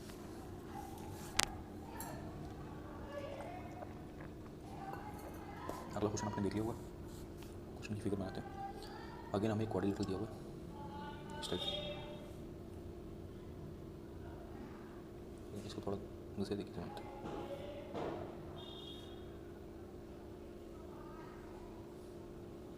इस टाइप आपको क्वाड्रिलेटरल दिया हुआ है, एंगल लिख देते हैं भाई। एंगल आपको दिया हुआ है 60 और 60, ये दिया हुआ 150, ठीक है। पॉइंट है क्यू आर, ये लंबाई दी हुई है 18, ये पी है और ये मेरा एस, ठीक है। इसकी लंबाई दी हुई है 9 सेंटीमीटर, ठीक है। इसको अंदर लिख दें, ये बाहर लिख दें 9 सेंटीमीटर, ठीक है 9 सेंटीमीटर। अब से एरिया पूछ रहा है पी क्यू आर एस का, ठीक है। और ये क्वेश्चन जो है ये 2017 में इसमें है, ये मैं आपको बता दूँ। तो आपको इस पर्टिकुलर क्वेश्चन से वही हिंट मिलना चाहिए जो आपको पिछले क्वेश्चन से मिला था कि भाई क्यू और आर जो एंगल है वो 60 और 60 दिए हुए हैं। तो अगर मैं पी क्यू और आर एस को एक्सटेंड करूँ तो जो तीसरा एंगल बनेगा ट्रायंगल का वो क्या बनने वाला है, वो 60 है, तो वो इक्विलेटरल ट्रायंगल बनेगा, ठीक है। ये हिंट आपको पढ़ना था इस क्वेश्चन से। तो देखो दी, हम करते हैं इसको एक्सटेंड ऐसे और इसको करते हैं ऐसे एक्सटेंड, तो ये लाइन सीधी है, आप मान लीजिएगा, ठीक है। तो जब मैं इसको एक्सटेंड करूँगा तो ये एंगल जो बनेगा ये 60 डिग्री का बनेगा, ठीक है। 60 डिग्री का बनेगा। तो ये जो बड़ा ट्रायंगल बना जो कि मैं आपको हाईलाइट कर रहा हूँ, ये वाला, ये कैसा बना, ये इक्विलेटरल ट्रायंगल बना। तो भाई अगर ये भुजा 18 है तो ये भुजा कितनी होगी, ये भी 18, चीज़ आपको पता होगी, ये 18 आ गई, ठीक है। दूसरी बात, अब आप एक चीज़ देखें कि भाई अगर मुझे एरिया निकालना है इस पी क्यू आर एस का, तो उसके लिए मुझे बड़े वाला ट्रायंगल का एरिया तो मैं निकाल सकता हूँ, 18 है साइड, तो √3/4 इस पर लगा के। बट ये जो छोटा ट्रायंगल बन रहा है इसका एरिया कैसे निकाला जाए, तो इसका एरिया निकालने के लिए आपको इन एंगलों का यूज़ करना पड़ेगा, 60 और 60 120 और 150 270, मतलब ये एंगल जो है ये 90 डिग्री है। तो ये एंगल भी कितना होगा 90, मतलब ये राइट एंगल ट्रायंगल बन गया। और राइट एंगल ट्रायंगल में आपको एक चीज़ पता होनी चाहिए, रेशो पता होनी चाहिए आपको ट्रायंगल की। मतलब क्या ना, मैं क्या जा रहा हूँ ये कि अगर ये राइट एंगल ट्रायंगल दिया हुआ 90 है और ये एंगल अगर 30 है, ये 60 है, इससे आपकी कैलकुलेशन जो है फास्ट हो जाती है। 30 के अपोजिट साइड अगर एक है तो 90 के अपोजिट साइड इस पर डबल होगी, और 60 के अपोजिट साइड जो होगी वो 30 के अपोजिट साइड से √3 टाइम्स होगी, ठीक है। अब आप देखें अपने ट्रायंगल में 60 के अपोजिट साइड 9 है, तो मतलब 9 जो है वो इसका कितने गुना है, √3 टाइम्स है, ठीक है। तो हमें इसका एरिया निकालने के लिए इसकी हाइट पता होनी चाहिए। ये तो इसका क्या है, बेस है। तो हाइट अगर मैं निकाल लूँ मतलब 30 के अपोजिट साइड में निकाल लूँ, क्योंकि ये एंगल जो बनने वाला है ये 30 है, तो इसके अपोजिट साइड ये वाली मैं अगर निकाल लूँ तो मेरा कम हो जाएगा। तो इसके अपोजिट साइड कितनी होगी, 3√3 होगी, ठीक है। तो बस क्वेश्चन मेरा हो गया है कि इस पर्टिकुलर ट्रायंगल का एरिया कैसे निकालेंगे। कौन सा ट्रायंगल, ये छोटा ट्रायंगल जो मैं मार्क कर रहा हूँ इसका, तो ये राइट एंगल ट्रायंगल है, ये परपेंडिकुलर, ये बेस, तो हाफ बेस इंटू हाइट लगा देंगे इसमें। तो हाफ बेस इंटू हाइट जब हम लगाएंगे इसमें तो √3 गुना 9 27, √3/2 ये आएगा मेरा एरिया इसका, ठीक है। और इसका एरिया अगर मैं बड़े वाले जो इक्विलेटरल ट्रायंगल का एरिया निकालना चाहूँ तो वो कैसे निकालूंगा, √3/4 a² से। तो √3/4 a², तो साइड कितनी है, साइड है मेरी 18, तो 18 गुना 18, 4 से काटेंगे तो ये 9 गुना 9 हो जाएंगी, 81 √3। बट मुझे नीचे 2 चाहिए ताकि मेरी कैलकुलेशन आसान हो जाए। तो मैं इसको कैसे लिख सकता हूँ, पेंशन कर लेते हैं। तो क्या मैं इसको ऐसे लिख सकता हूँ, 81 √3 को क्या मैं ऐसे लिख सकता हूँ 162 √3/2, बिल्कुल लिख सकते हैं। उसका एरिया कितना था, 27 √3/2, माइनस करेंगे तो मैं एरिया मिल जाएगा 135/2 √3। ये मेरा क्या हुआ आंसर होगा। ऑप्शन जो आपका जाएगा वो कौन सा, सी ऑप्शन जाएगा। अपने अगले क्वेश्चन पे, ठीक है। तो इस टाइप की आपको जुगाड़ आनी चाहिए कि भाई ये 60 दिया तो ऊपर वाला एंगल भी 60 होगा, ठीक है। चलते हैं अपने अगले क्वेश्चन पर। अगले क्वेश्चन में आपको ये दिया हुआ कि एक ट्रायंगल है पी क्यू आर, ट्रायंगल बना लेते हैं। ये मैंने एक ट्रायंगल बनाया भाई, ट्रायंगल दूसरे तरीके से बनाते हैं ज़्यादा सही रहेगा।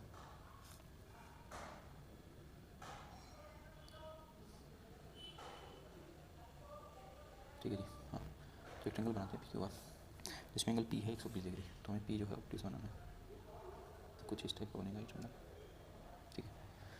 तो ये मेरा जो है पी बन गया 120 डिग्री, ठीक है। ये क्यू है, ये आर, डन।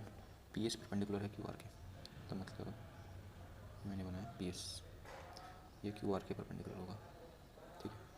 दिया क्या गया आपसे, दिया ये गया कि P Q plus Q S है वो एस आर के इक्वल है, मतलब अगर ये साइड एम है, ये साइड एम, तो P Q plus Q S equal to S R, ठीक है। तो इसको आप कैसे करेंगे, इसमें आपको एक जुगाड़ लगाना चाहिए, वो ये है कि इसमें मैं बनाऊंगा एक आइसोसेलेस रेक्टेंगल, रीज़न मैं उसको आपको अभी थोड़ी देर में बताता हूँ। तो अगर मैं इसमें आपको एक ऐसा रेक्टेंगल बना के दिखाऊँ, इसको मैं इन दोनों को ऐसे ज्वाइन करूँ कि ये जो लंबाई है, तो मैं इसमें कंस्ट्रक्शन करूँगा, कंस्ट्रक्शन ऐसे करूँगा मैं कि इसमें एक आइसोसेलेस रेक्टेंगल को फॉर्म करूँगा, रीज़न उसका मैं अभी थोड़ी देर में बताता हूँ आपको।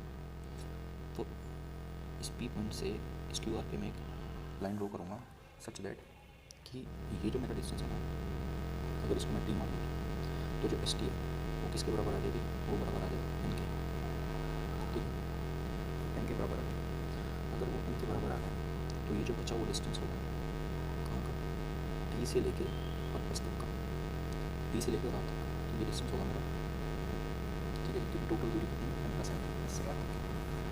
तो इससे क्या हुआ कि जो ये एंगल बना, कौन सा, जो मैं अभी हाईलाइट कर रहा हूँ, ये वाला, ये एक आइसोसेलेस रेक्टेंगल है, कैसे भी 90 हो गया और ये इसको बाइसेक्ट कर, तो ट्रायंगल में कभी 90 डिग्री का परपेंडिकुलर है, अगर वो बेस को बाइसेक्ट करता है, ट्रायंगल जो बनता है वो हमेशा कैसा बनता है, वो होता है आइसोसेलेस रेक्टेंगल, ठीक है।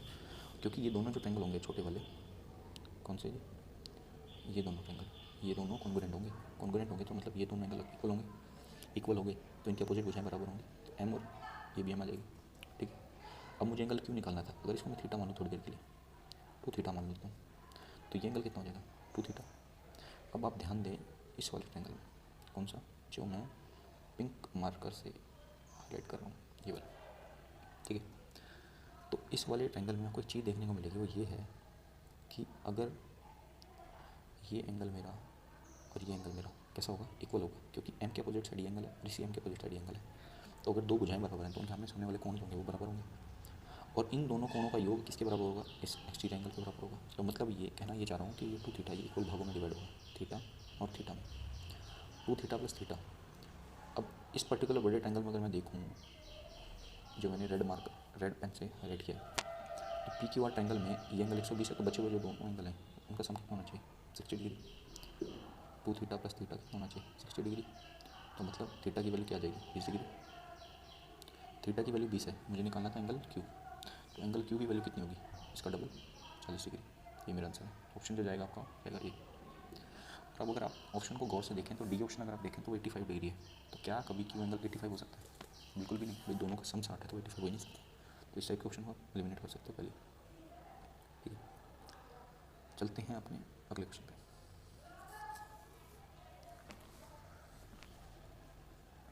अगला क्वेश्चन आपने देख लिया होगा, क्वेश्चन में ये दिया गया है कि ए बी सी साइड्स हैं किसी ऑब्ट्यूज एंगल ट्रायंगल की, ठीक है, और ए बी आपको दिया गया है 4, ए गुना बी दिया हुआ 4, और ए बी और सी जो है वो इंटीजर्स हैं, आपको सी की वैल्यू पूछा है, ठीक है। तो ऑब्ट्यूज एंगल ट्रायंगल की हमने इनफैक्ट कोई भी ट्रायंगल बनने की शर्तें क्या होती हैं कि उसकी जो तीसरी साइड होती है वो होती है उन दोनों जो बची हुई साइड हैं उनके सम से छोटी और उनके डिफरेंस से बड़ी, ठीक है। तो अब आप एक बात बताएं, अगर ये दोनों इंटीजर हैं तो इनकी पॉसिबल वैल्यू क्या हो सकती है, पॉसिबल वैल्यू हो सकती है जी 1 4 2 2 4 और 1, ये पॉसिबल वैल्यू हो सकती है। तो अगर मैं पहली को कंसिडर करूँ ए और बी को 4, तो सी की पॉसिबल वैल्यू क्या आ सकती है, सी की पॉसिबल वैल्यू आ सकती हैं 4 - 1 3 से बड़ा होगा और 4 + 1 5 से छोटा होगा, तो यहाँ से पॉसिबल वैल्यू निकल जाएगी 4। आप कुछ सोचें 1 4 4, क्या ये कभी ऑब्ट्यूज एंगल ट्रायंगल बनाएगा, बिल्कुल भी नहीं, क्योंकि बड़ी साइड खुद 4 है, तो ये दोनों की स्क्वायर से बड़ी कैसे हो जाएगी, तो ये ऑप्शन हमारा गया, ऑप्शन गयो, ये ऑप्शन गयो। तो नेक्स्ट इस ऑप्शन पे चलेंगे। इससे पहले मैं आपको एक और बात बताना चाहता हूँ कि क्या ये ऑप्शन कभी जा सकता पॉसिबल हो सकता है 4 1, बिल्कुल भी नहीं, क्योंकि इसमें से यही केस बनेगा, तो ये ऑप्शन भी गया 2 और 2। तो इसको अगर हम कंसिडर करें तो सी की क्या पॉसिबल वैल्यू निकल के आएंगे, 2 - 2 0 से बड़ा, 2 + 2 4 से छोटा, 1 2 और 3 आएंगे निकल के वैल्यू। तो भाई 1 2 3 अगर निकल के आई तो आप देखें 2 2 1, क्या कभी इससे ऑब्ट्यूज एंगल ट्रायंगल बनेगा, बिल्कुल भी नहीं, तो ये ऑप्शन तो गयो। तो तो दो दो दो से ये तो इक्विलेटरल ट्रायंगल बन गया, ये भी गया। आंसर हमारा क्या होगा? आंसर ये होगा, तो यही ऑप्शन हमारा सही आंसर होगा, 2 2 3। कैसे भी आपको पता होगा ऑब्ट्यूज एंगल ट्रायंगल में जो सबसे बड़ी साइड होती है उसका स्क्वायर जो होता है बची हुई दो साइड से स्क्वायर से बड़ा होता है। चेक भी कर सकते हैं, 9 बड़ा है 8 से। हमारा सही आंसर है। तो सी की वैल्यू क्या होगी? 3। ऑप्शन जो जाएगा आपका होगा बी। बी ऑप्शन सही आंसर है। बढ़ते हैं अपने अगले क्वेश्चन पे।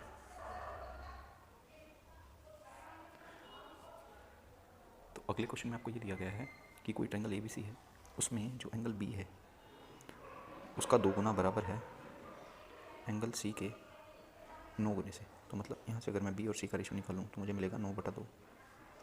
सिमिलरली एंगल ए का 2 गुना बराबर है एंगल सी के 7 गुने से। ये आपको दिया हुआ है, तो यहाँ से ए और सी का अगर रेशो निकालेंगे तो आएगा 7/2। ठीक है, तो आप देख पा रहे होंगे इन दोनों रेशो में एंगल सी का रेशो 2 यूनिट है, 2 यूनिट है।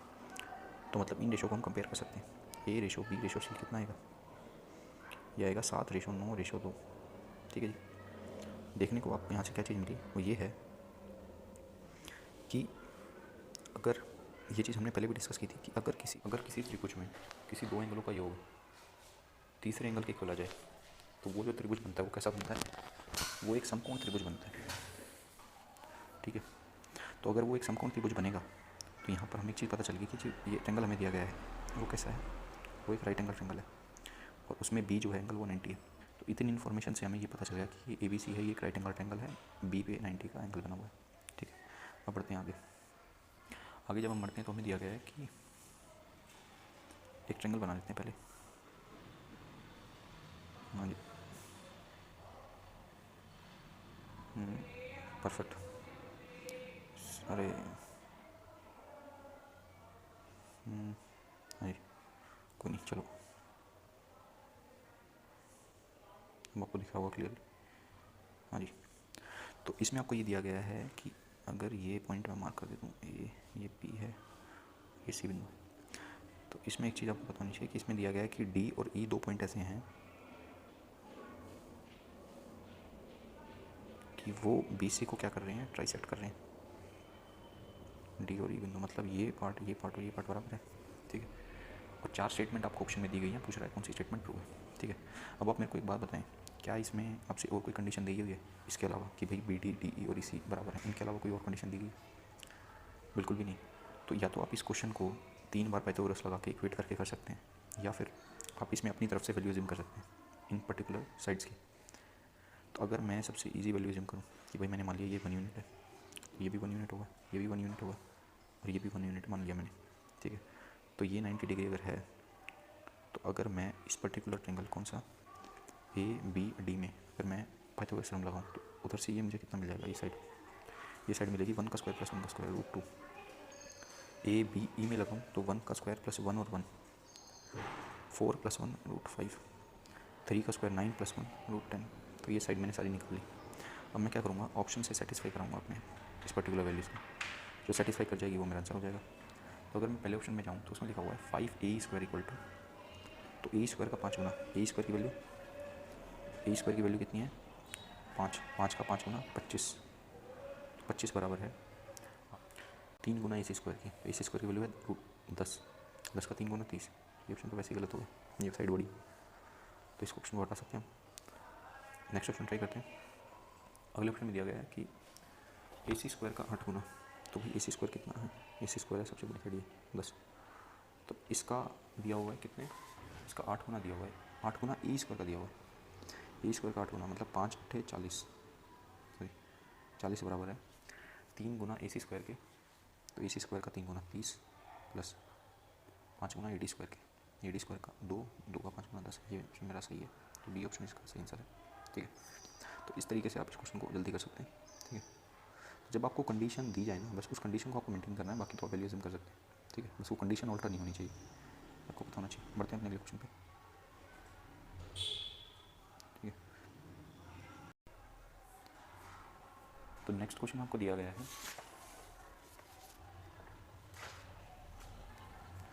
नेक्स्ट क्वेश्चन में आपको एक ट्रायंगल दिया गया है। ठीक है, तो क्वेश्चन का फिगर बनाते हैं।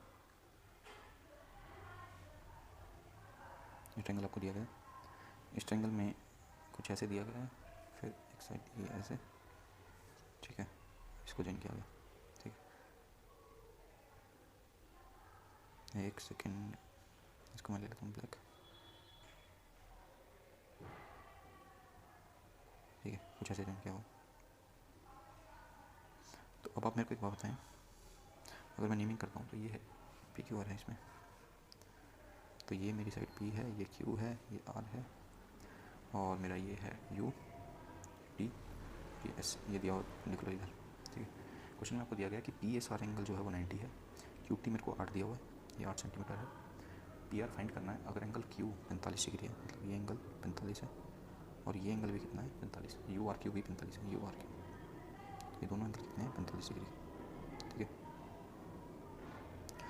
तो मुझे निकालना है पी आर, इसकी लंबाई मुझे ज्ञात करनी है। तो आप एक बार बताएं भाई, इस पी आर की लंबाई में किस त्रिभुज से निकाल सकता हूँ? अगर ये राइट एंगल ट्रायंगल है तो मैं अगर आपको दिखाना चाहूँ तो अगर इस त्रिभुज में मैं पाइथागोरस थ्योरम लगाऊँ तो वहाँ से मुझे पी आर की लंबाई निकल सकती है।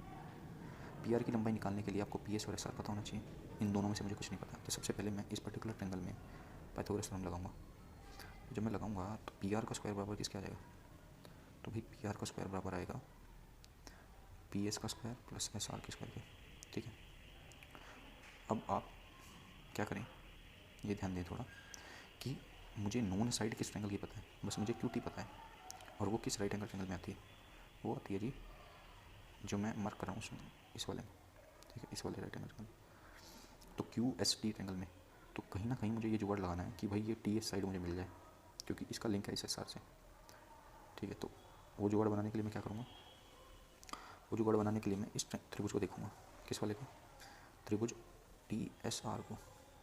तो इस त्रिभुज में आप मेरे को एक बात बताएं, ये वाला एंगल कितना होगा, ये वाला एंगल तो ये 45 होगा, क्योंकि 90 है तो 45 है, ये भी 45, तो ये भुजा और ये भुजा बराबर हो जाएंगे, तो टी एस भुजा बराबर होगी एस आर के। तो मैं लिख सकता हूँ ये चीज़ कि एस आर स्क्वायर की जगह मैं लिख सकता हूँ टी एस का स्क्वायर, आराम से, ठीक है जी, प्लस पी एस स्क्वायर को हम कैसे चेंज कर सकते हैं भाई, पी एस स्क्वायर मुझे अगर मुझे कहीं ना कहीं से ये क्यू एस के साथ लिंक मिल जाए इसका, क्योंकि क्यू एस और टी एस का लिंक मुझे पता है कि भाई वो बराबर होगा क्यू टी स्क्वायर के, अगर इस वाले एंगल में मैं पाइथागोरस लगा दूँगा क्यू टी एस में, ठीक है। तो मैं फोकस करूँगा इस वाले ट्रायंगल में, इस वाले ट्रायंगल में मुझे एक चीज़ मिलेगी कि अगर क्यू एंगल 45 है और ये 90 है, तो ये वाला एंगल कितना होगा 45, तो दो भुजाएं बराबर होंगी, कौन सी वाली, दो भुजाएं ये वाली बराबर हो जाएंगी, ये वाली और ये वाली, ठीक है, आमने सामने वाली भुजाएं बराबर, तो क्यू एस बराबर आ जाएगा पी एस। तो बस मेरा क्वेश्चन हो गया कि भाई अब मैं लिख सकता हूँ इसकी जगह क्यू एस स्क्वायर, और क्यू एस का स्क्वायर प्लस टी एस का स्क्वायर। अगर आप त्रिभुज देखें कौन सा, क्यू टी एस त्रिभुज अगर आप देखें तो इस त्रिभुज में भाई, इस वाले त्रिभुज में क्यू टी एस में टी एस का स्क्वायर प्लस क्यू एस का स्क्वायर बराबर है क्यू टी स्क्वायर के, तो bus queue S square plus T S square ये बराबर आ जाएगा क्यू टी स्क्वायर के। क्यू टी स्क्वायर की लंबाई मुझे पता है 8 सेंटीमीटर, तो मेरा निकल के आया पी आर स्क्वायर बराबर 64, पी आर की वैल्यू 8, ठीक है जी। ऑप्शन मेरा जो जाएगा वो जाएगा ए, ये ऑप्शन मेरा सही आंसर, ठीक है।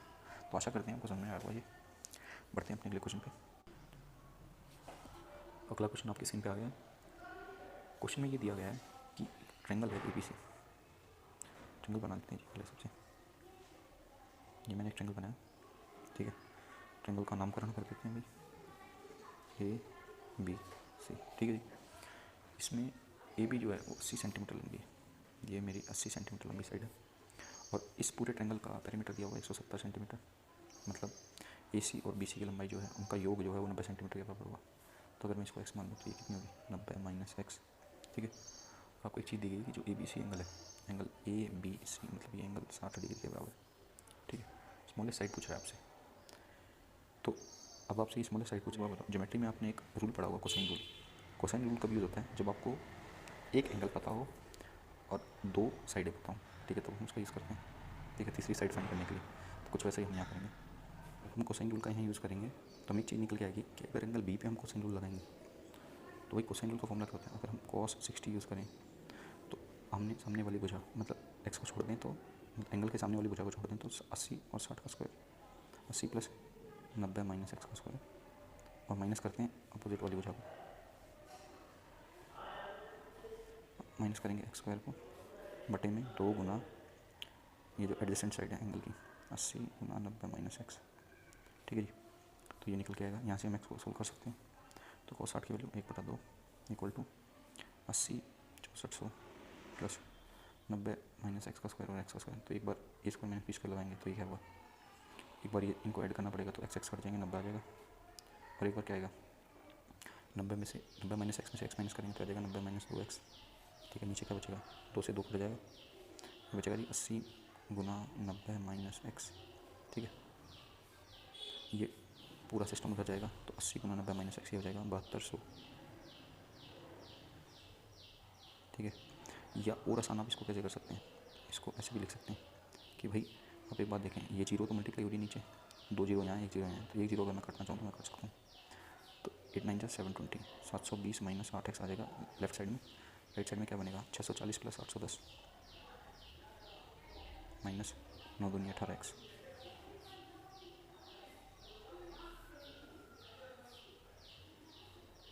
सात सौ बीस, ये कितना हो जाएगा जी 18x माइनस का, तो ये इधर आएगा तो ये आ जाएगा माइनस का 10x, और ये सिस्टम इधर आएगा तो ये जाएगा, इनको जोड़ेंगे तो 4 और 1 5 8 से 1450, ये माइनस का 5 में से 2 3, तो ये आएगा 730 माइनस का 10x। एक्स की वैल्यू क्या आएगी, एक्स की वैल्यू आएगी 73। मतलब यहाँ से मेरी एक चीज़ निकल गई कि एक्स की वैल्यू है 73।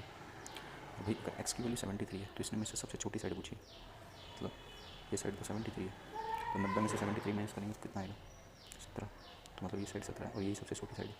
ऑप्शन जो हमारा जाएगा वो है ए। ठीक है, पढ़ते हैं अपने अगले क्वेश्चन पे।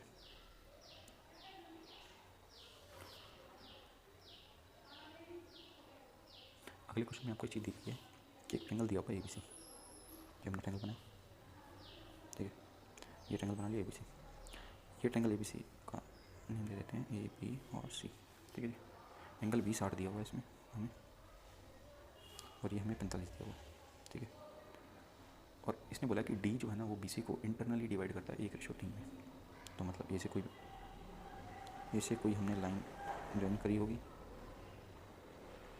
1:3 बनाना है ना, थोड़ा सा एक लेते हैं इस तरीके से, तो ये हमारा D बिंदु हो गया, ये इसको 1:3 में अनुपात में डिवाइड करता है। पूछ कर रहा है आपसे, पूछ रहा है साइन BAD मतलब ये अगर मैं अल्फ़ा मान लूँ और ये एंगल में थीटा मान लूँ, तो sine alpha BAD by sine CAD मतलब साइन थीटा, इसकी वैल्यू पूछ रहा है आपसे। ठीक है, तो आप एक बात मेरे को बताएं कि भाई ये क्वेश्चन जो है ये साइन रूल से सोल्व होगा, ये तो हमें यहाँ से पता चल रहा है। ठीक है, तो हम इसमें बस सिंपली 2 बार साइन रूल लगाएंगे। अब इसमें एक चीज़ ये देखने की है कि हमें साइड का रेशो पता है BD और DC का। ठीक है, तो एक साइड तो हमें रेशो की फॉर्म में पता है, दूसरी साइड अगर हम कौन सी लेंगे ये सेलेक्ट करना इंपॉर्टेंट है। तो जो दूसरी साइड हम लेंगे ना, दोनों ट्रेंगलों में तो हम लगाएंगे, बट साइड हमें लेनी पड़ेंगी, एक तो ये और एक ये इसलिए लेंगे ताकि ये कट जाए। ठीक है, क्योंकि दूसरी साइड तो हमें पता नहीं ना। ठीक है, तो बस स्टार्ट करते हैं। तो साइन जब हम लगाएंगे तो साइन अल्फ़ा के सामने साइन अल्फ़ा बाई साइन 60, हम पहले इस पर्टिकुलर ट्रायंगल में साइन रूल लगा रहे हैं, BAD ट्रायंगल में साइन रूल लगा रहे हैं। तो साइन अल्फ़ा के सामने ये 1 यूनिट, इसको हम लिख देते हैं 1 यूनिट बाई साइन 60। अब आप इसको एक्स में मान सकते हैं, बट मैंने 1 यूनिट लिखा क्योंकि अल्टीमेटली कटने वाला है इस तरीके से। साइन 60 के सामने साइड ये क्या है AD। ठीक है, सिमिलरली दूसरी साइड में अगर साइन रूल लगाऊँ तो मेंशन कर लेते हैं साइन ऑफ, ये अल्फ़ा था तो वो थीटा होगा, थीटा माना हमने, हाँ थीटा के अपोजिट साइड 3, थीटा के अपोजिट 3, तो साइन थीटा के अपोजिट साइड 3, तो साइन 45 के अपोजिट साइड क्या है AD। ठीक है, अब आपको कुछ नहीं करना है, अब आप इन दोनों को डिवाइड कर दो, ये जो रेशो मुझे चाहिए उसको डिवाइड, साइन अल्फ़ा और थीटा ना, ऊपर अल्फ़ा चाहिए, तो पहले इसको इससे डिवाइड कर देते हैं, sine theta by sine 45 equal to 3 unit by AD। ठीक है जी, यूनिट से यूनिट कट गया, AD से AD कट गया। ठीक है, और लेफ्ट साइड में से क्या निकल के आएगा मुझे, ये निकल के आएगा साइन अल्फ़ा बाई 45 सबसे ऊपर चला जाएगा। ठीक है, साइन 45 अपॉन नीचे मेरा बचेगा sine 60 sine theta. Right side में मेरा क्या बचा भाई, राइट साइड में बचा मेरा 1/3। ठीक है, साइन 45 की वैल्यू 1/√2, तो वैल्यू रख देते हैं साइन 45 की वैल्यू 1/√2। तो जब मैं वैल्यू रखूँगा साइन अल्फ़ा बाई √2 बच जाएगा 1 पर, साइन 60 वैल्यू √3/2, साइन थीटा नीचे √3 इधर, 2 जो नीचे का वो ऊपर चला जाएगा। 2 से ये कट जाएगा √2 टाइम्स इक्वल टू 1/3, 3 से कट जाएगा √3 टाइम्स, ठीक है। तो यहाँ से मेरा रिजल्ट क्या निकल के आएगा, रिजल्ट ये निकल के आएगा कि sine alpha by sine theta, ये √2 नीचे जाएगा, डिवाइड हो जाएगा 1/√3 इंटू √2 √6, ये मेरा आंसर है। ऑप्शन जो सही जाएगा वो जाएगा बी, ठीक है जी। तो आशा करते हैं आपको समझ में आया होगा, ठीक है। हाँ जी, तो अगला क्वेश्चन जो मेरे को दिया गया है वो ये है कि कोई ट्रायंगल मेरे को ABC दिया हुआ है, ठीक है। उसमें बोला गया है कि जो दो लार्जर साइड है वो 13 और 15 हैं, और जो एंगल है इस ट्रायंगल के वो AP में है, ठीक है। तो इस क्वेश्चन को करने से पहले मैं आपको एक चीज़ बता दूं, यदि आपको कभी भी ये स्टेटमेंट दी जाए कि कोई ट्रायंगल है मान लो, और उसके कोण जो है ना वो AP में है, मतलब अगर ये कोण मैं x मान लूँ तो ये होगा, ये वाला कोण होगा x माइनस b, और ये कोण होगा x प्लस d, यही तो होता है AP, अर्थमेटिक प्रोग्रेशन, कि भाई कॉमन डिफरेंस सेम रहता है हमारा। कि एक बात आप जान लें कि भाई इन तीनों का जो समय है वो किसके इक्वल होगा, 180 के। तो बीच वाला एंगल हमेशा क्या होगा, 60 होगा। कैसे, तीनों को जब मैं ऐड करूँगा तो x प्लस x ही रह जाएगा, minus d plus d cut जाएंगे, 180 के इक्वल, x की वैल्यू 60 डिग्री, ठीक है। तो यहाँ से एक इंपॉर्टेंट चीज़ ये निकल के आती है कि ऐसे ट्रायंगल में एक एंगल हमेशा 60 होगा, दूसरा एंगल 60 से छोटा, और तीसरा एंगल 60 से बड़ा, ठीक है जी। तो ये चीज़ ये आपको पता होनी चाहिए। अब करते हैं अपने सवाल को सोल्व।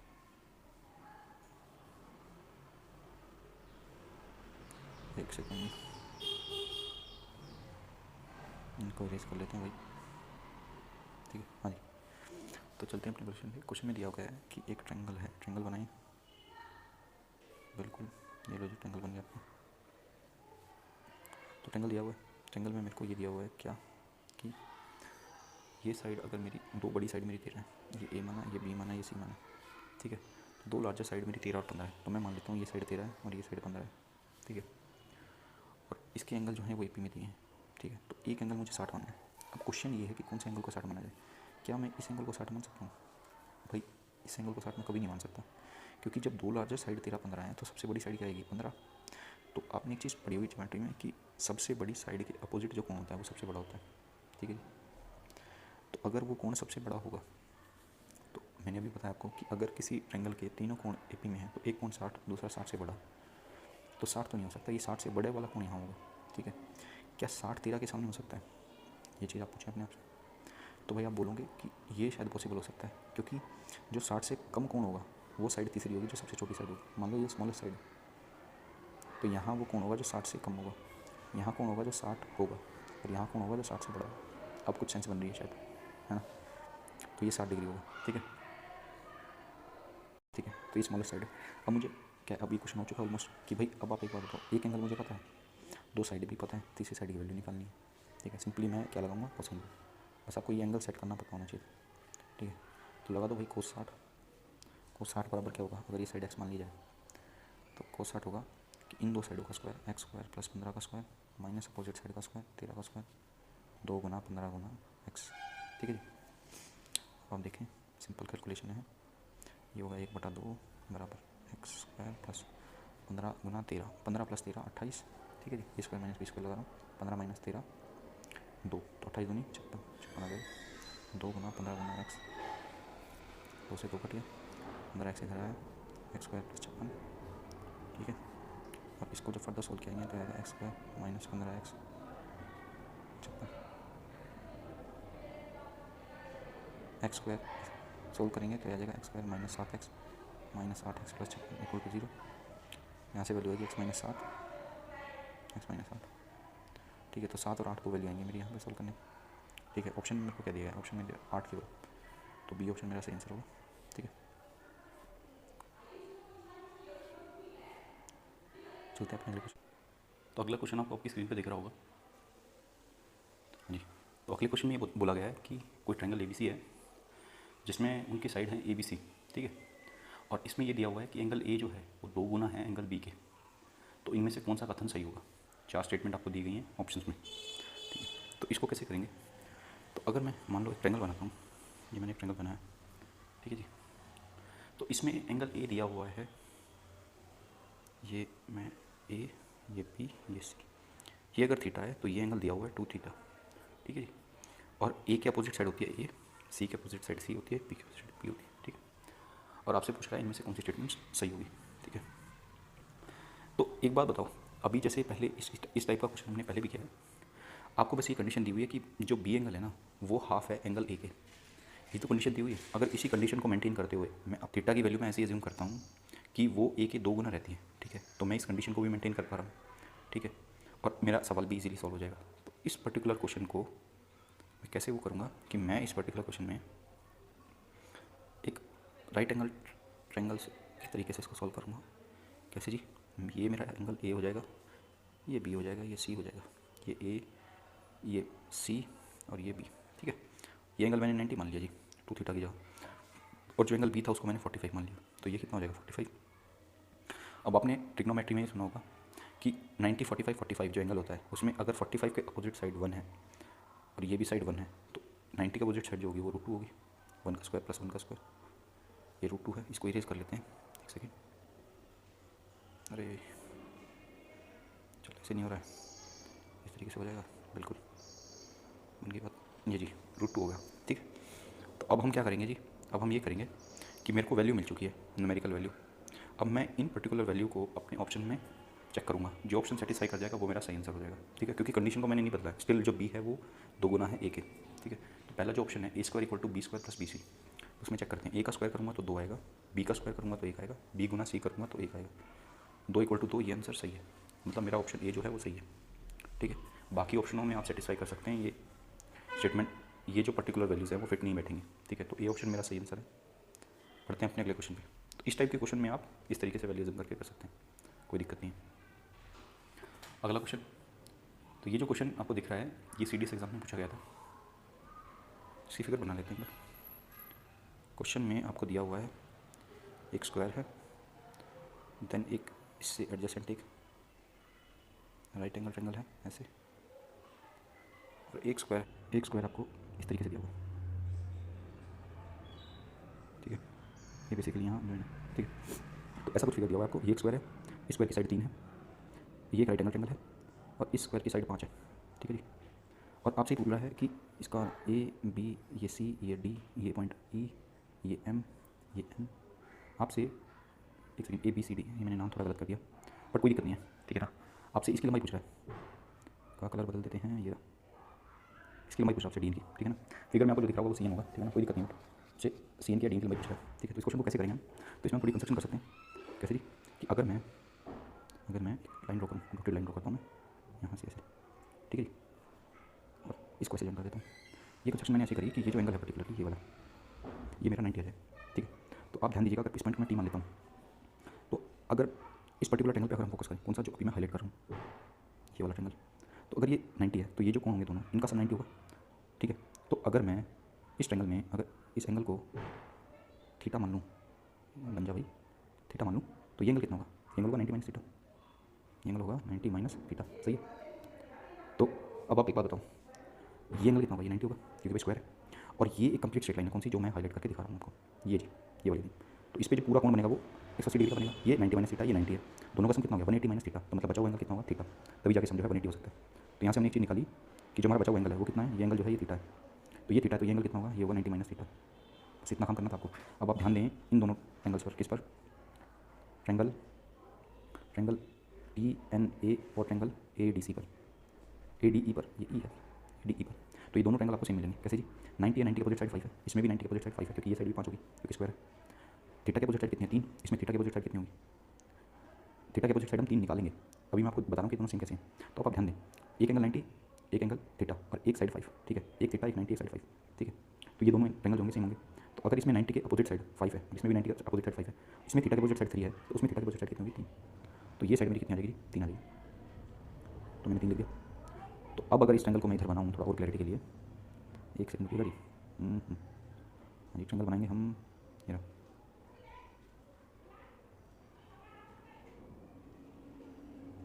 ये ट्रायंगल मैंने बना लिया, ठीक है। और इसमें जो है ये पॉइंट T है 90 वाला, ये N है और ये D है, ठीक है। यहाँ 90 एंगल बन रहा है, 3 की लंबाई अभी हमने निकाली 3 है, ये एंगल जो है ये 90 माइनस थीटा है, जो आपको यहाँ दिख रहा हो साइड में, ये एंगल थीटा है, तो थीटा के अपोजिट साइड 3 है, ये एंगल, सॉरी एक सेकंड दीजिएगा, 90 माइनस थीटा के अपोजिट साइड इस ADE में क्या है, तो वो आप देख सकते हैं, ये राइट एंगल ट्रायंगल है, तो ये अगर 3 है, ये 5 है, तो ये 4 आ जाएगी, 3 4 5 का कैलकुलेट होता है, तो 90 माइनस थीटा के अपोजिट साइड 4 है, तो ऊपर वाले ट्रायंगल में भी 90 माइनस थीटा के अपोजिट साइड 4 है। तो भाई एक बात बताओ, ये 3 है और इस 90 माइनस थीटा के अपोजिट साइड ये है 4, तो आप मेरे को एक बात बताओ, जो लाइन मैं हाईलाइट कर रहा हूँ ये वाली, इसकी टोटल लंबाई कितनी होगी? 3 और 4 7। अब देखें साइड में आ जाए तो इसकी लंबाई 7 हो जाएगी। 7 3 मुझे निकालनी थी, डी की लंबाई यही तो निकालना था। 7 का स्क्वायर 49 और 3 9, 49 और 9 58, उसके ऊपर रूट, तो रूट 58 मेरा आंसर आ जाएगा। ठीक है, इस टाइप से आप इस क्वेश्चन को अप्रोच कर सकते हैं। ठीक है, आशा करता हूँ आपको समझ में आएगा। ठीक, काफ़ी अच्छा क्वेश्चन था। तो इसमें जो सही ऑप्शन आपका जाएगा वो जाएगा सी, रूट 58 का सही आंसर होगा। पढ़ते हैं अगले क्वेश्चन पे। तो ये आज का हमारा आखिरी क्वेश्चन है। ठीक है, 25 क्वेश्चन के लगभग हमने डिस्कस किए हैं आज। ठीक है, तो क्वेश्चन में क्या दिया हुआ है? क्वेश्चन में आपको दिया गया है कि एक त्रिभुज है ABC, राइट एंगल त्रिभुज।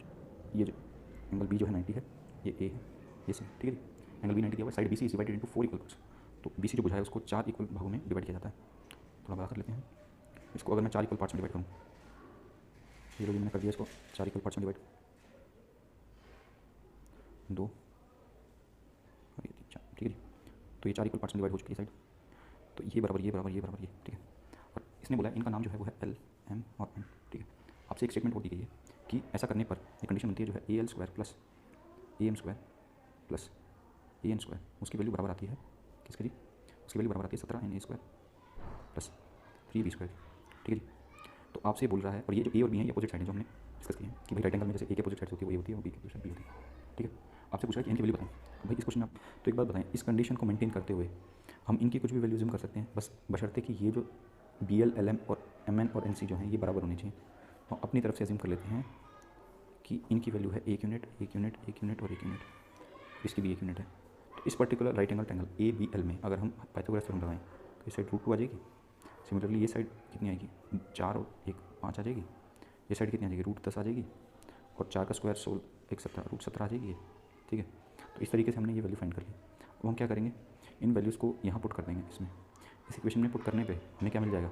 हमें मिल जाएगा n की वैल्यू, उसको चेक कर लेंगे। ठीक है जी, तो अब आप देखें AL क्या है भाई? AL है सबसे छोटी साइड, तो AL का स्क्वायर जो होगा वो क्या होगा जी? AL का जो स्क्वायर होगा वो होगा 2, तो 2 प्लस AM का स्क्वायर 5 प्लस AN का square 10 equal to 17NA square, 17 गुना N गुना A स्क्वायर। A स्क्वायर होगी A के अपोजिट भुजा, तो ये पूरी भुजा कितनी हो जाएगी? 4 यूनिट, 4 का स्क्वायर 16, तो गुना 16 प्लस 3 गुना B के अपोजिट साइड ये पूरी, इसकी वैल्यू है 17, तो 3 गुना 17। ठीक है जी, तो 5 और 2 7 और 10 17, तो ये आ गई मेरी 17। तो भाई 17 बराबर है 17 गुना 16 गुना N प्लस 17 थी 51, 51 को उधर ले जाएंगे तो -34 बचेगा इक्वल टू 17 गुना 16 गुना N। ठीक है जी, 17 से 2 पे कट जाएगा, 2 से ये 8 पे कट जाएगा, -1/8 जो है इनकी वैल्यू आएगी 1/8। ऑप्शन जो जाएगा वो आएगा ए, ये हमारा सही आंसर होगा। ठीक है, तो बजाय कि पूरा पाइथागोरस थ्योरम लगाने के 2-3 बार मैंने इसको वैल्यू पुटिंग से कर लिया है। ठीक है, तो ये काफ़ी आसान हो गया सवाल। तो इस तरीके से आप इसको अप्रोच कर सकते हैं। तो ये थे आज के हमारे क्वेश्चंस। ठीक है, अगर इसमें आपको कोई भी डाउट आता है तो आप हमारे टेलीग्राम चैनल को ज्वाइन कर सकते हैं और वहाँ पे मुझसे डाउट पूछ सकते हैं। ठीक है, इसका लिंक कहाँ मिलेगा? इसका लिंक है जी डिस्क्रिप्शन में। ठीक है, और भी आपके अगर कोई सुझाव है GS से रिलेटेड या किसी करंट अफेयर से रिलेटेड, वो भी आप मुझसे वहाँ पर पूछ सकते हैं। ठीक है, अगर आपको हमारा ये एफर्ट पसंद आया तो हमारे चैनल को लाइक करें। ठीक है, अपने फ्रेंड्स के साथ इसको शेयर करें और चैनल को सब्सक्राइब करें। ठीक है, और कमेंट में ज़रूर बताएं कि आपको ये पर्टिकुलर सीरीज़ कैसी लगी। ठीक है, और ऐसी सीरीज़ और भी आती रहेंगी। ठीक है, तब तक के लिए अपना ख्याल रखें। जय हिंद।